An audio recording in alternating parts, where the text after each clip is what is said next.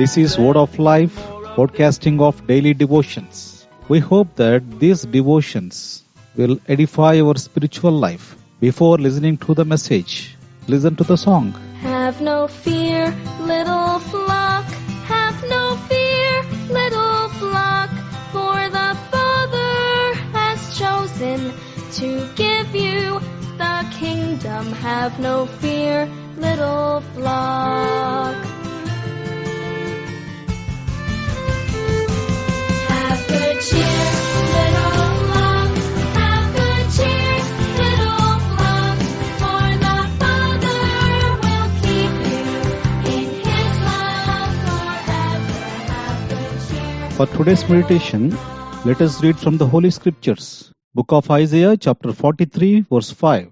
Fear not, for I am with thee. Everyone who lives on this earth will have some sort of fear, but God wants to remove all our fears. In Isaiah chapter 43 verse 2 we read, When thou passest through the water, I will be with thee, and through the rivers, they shall not overflow thee. When thou walkest through the fire, thou shalt not be burned, neither shall the flame kindle thee. According to this verse, you may pass through the waters, through the rivers, that is, through the troubles of any kind, but God will bring you out into a wealthy place. In Psalm 66 verse 12 we read, Thou hast caused men to ride over our head. We went through fire and through water, but broughtest us out into a wealthy place. Why does God want to help you? Because you are precious in the sight of the Lord. As feeble one, men have some sort of fears, and as sinners, men have the fear of death and fear of the future.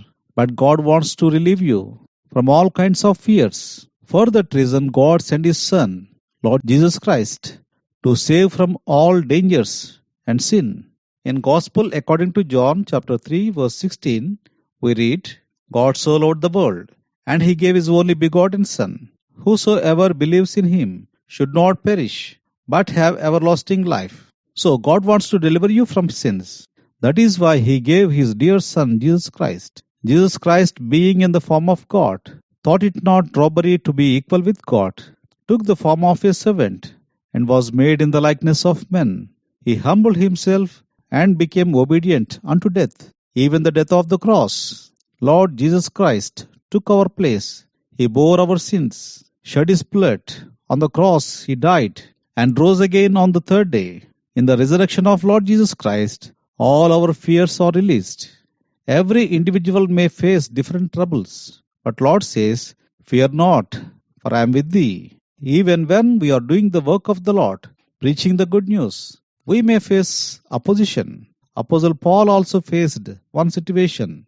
In the Acts of Apostles, chapter 18, verses 9 and 10, Lord encouraged him like this.